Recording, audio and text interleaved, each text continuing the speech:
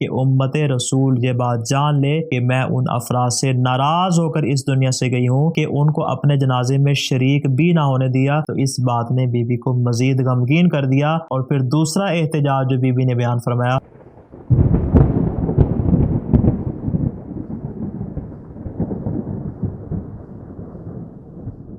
بسم اللہ الرحمن الرحیم۔ ایک اشتباہ جو اکثر اذہان میں پایا جاتا ہے، اور ایسا شبہ ہے کہ جو دیگر اذہان کو بھی بعض اوقات مسموم کر دیتا ہے، اور لوگوں کے ذہنوں میں سوال اٹھتا ہے کہ جناب سیدہ فاطمہ الزہرا اپنی زندگی میں کسی بھی شخص سے ناراض نہ رہیں، بلکہ جس شخص کے متعلق ذکر کیا جاتا ہے کہ بی بی اس سے تا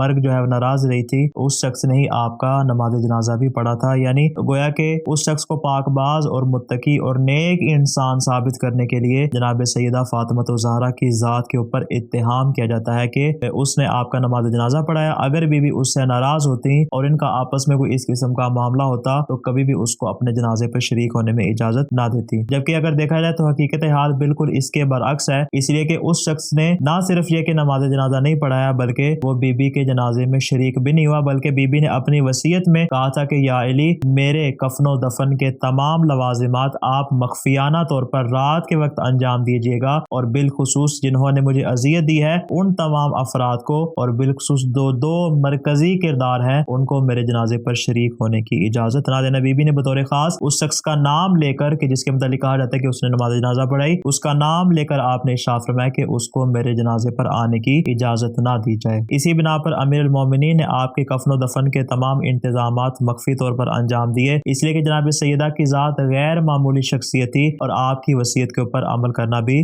ضروری تھا، اس لیے کہ بی بی کی ذات وہ ذات ہے کہ جن کی رضا میں خدا کی رضا ہے اور جن کی ناراضگی میں خدا کی ناراضگی ہے۔ تو لہٰذا آپ کی وصیت کوئی معمولی وصیت نہیں ہے، بلکہ بی بی حقیقت میں اس بات کا اعلان کر رہی ہیں کہ امت رسول یہ بات جان لے کہ میں ان افراد سے ناراض ہو کر اس دنیا سے گئی ہوں کہ جو زبان رسول سے ملعون بھی ہیں، اور خدا جن کو قیامت والے دن عذاب میں مبتلا بھی کرے گا۔ اب ہو سکتا ہے کہ یہاں پہ کسی کے ذہن میں سوال ہے کہ بی بی آخر اس انتہائی حد تک کیوں جا پہنچی کہ ان کو اپنے جنازے میں شریک بھی نہ ہونے دیا۔ نماز جنازہ تو پڑھانا دور کی بات تھی، ان کو شریک بھی نہ ہونے دیا۔ بحیثیت مسلم ان کو جنازے میں آنا چاہیے تھا، اور بی بی ان کو نہ روکتی، لیکن بی بی نے یہ عمل کیوں انجام دیا؟ اس کی بنیادی وجہ یہی ہے کہ بی بی نے جو اپنا احتجاج مختلف مراحل میں کیا تھا، بی بی اپنے حق کے حصول کے لیے دربار گئیں، بی بی وہاں سے مایوس ہو گئیں، اور اس کے بعد بی بی انصار کے گھروں میں گئی، مہاجرین کے گھروں میں گئی، لیکن کسی نے بھی مدد و نصرت نہ کی۔ جب یہ سارے کام بی بی نے انجام دے دیے اور کسی نے بھی آپ کی مدد و نصرت نہ کی، تو اس بات نے بی بی کو مزید غمگین کر دیا، اور آپ امت